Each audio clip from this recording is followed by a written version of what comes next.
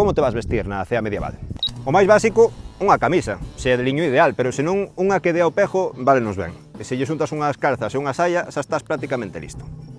Estamos nun tempo de cambios. Co humanismo tamén a figura humana na propia moda vaise ver mellor, vaise lucir máis.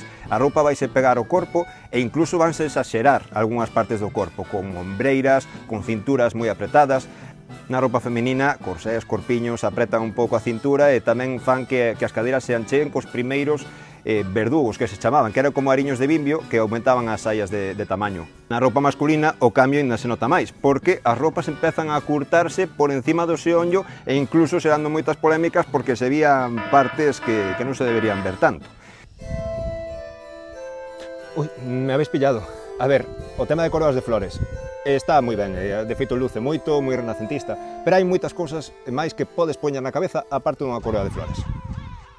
O máis normal era tela a cabeza coberta, así que hai moitas opcións, variedades. Isto é un boné, pero había crespinas, barretes, sombreiros, tamén sombreiros de palla, cofia, panos, tocados, veos, e hai sombreiros ben curiosos e simpáticos, como na moda da Borgoña, de a ver quen leva o boné máis alto.